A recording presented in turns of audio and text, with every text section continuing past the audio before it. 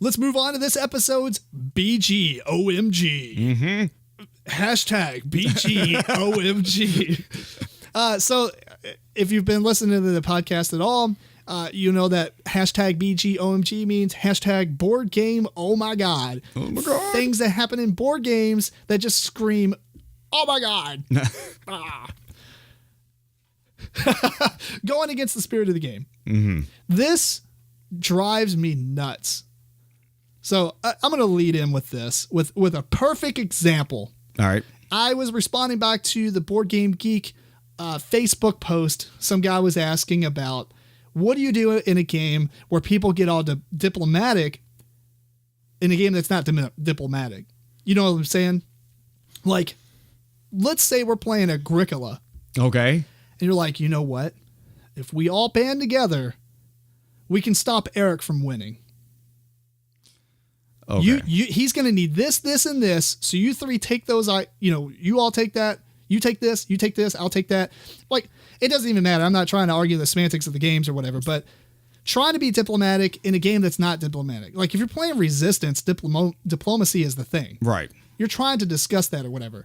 But like, let's just say Splendor. You're playing Splendor. We call it the quiet game. Yeah. Because no one ever talks in that game. Exactly. But let's say, Matt, you only need one more card, and that card's out there.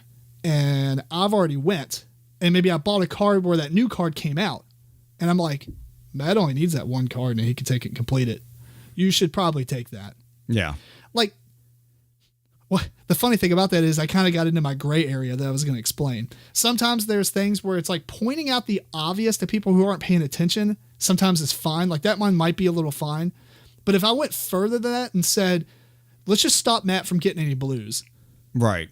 That's going against the spirit of the game. There's nothing in the game that rules that say try to hoard all of one resource just to stop one player from winning. And seems kind of asshattish too. So, yeah. Yeah. So is that a play group I want to hang out with and play with? Yeah. I don't know. Making people aware of situations like he only needs 10 points to win. That's not that. I feel like that's fine.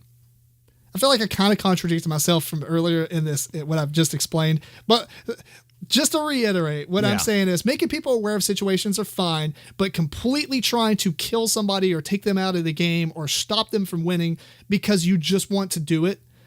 Like, that's not part of the game. You know what I'm saying? Like, if you're playing a game and it's like, okay, well, me and you can't win, so we're just going to stop Bob over here from winning. It's interesting you say that, because I was reading a forum post where it was talking about cooperative games that have a best winner situation, where everybody wins. If you win, like Legendary, exactly. But it was, I can't remember the game specifically it was talking about, but evidently it was a game. But say like which Robinson Crusoe doesn't have a best winner, I don't recall. No, it doesn't. But say it did. Mysterium. Yes, exactly.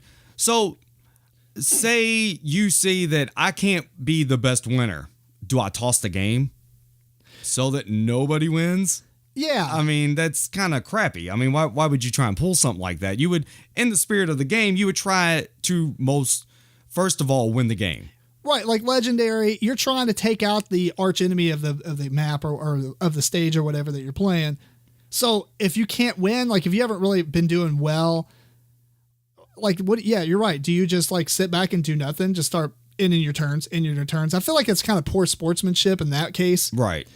But I guess maybe I'm directing this question or the spirit of the game talk more in lines of people who just, like, for instance, there was somebody we used to play with who, the first person who attacked him, he will leech onto you and only fight you. It doesn't matter if you came up behind him and wiped him out, he'll respawn with his units or whatever type of game it is, and he'll straight come after you still. He will fight you, only you, for the rest of the game. Right. That is not the point of the game. That is not the spirit of the game. The spirit of this game is to do whatever you can to win.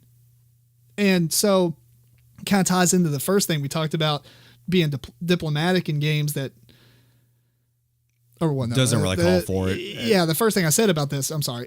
Yeah, so I don't know. It just irritates me. I just play the game how the rules. If it's not on the rules, it probably didn't need to be there in the first place. Right. I don't know, if you're playing Splendor and you're starting to like make negotiations and stuff like that, oh, don't take that card. I won't take the next one. Oh, That's not something that's in the game. right. Don't do that. Yeah. So I don't know. It's irritating to me. No, I could see that. I like people playing in the spirit of the game. So.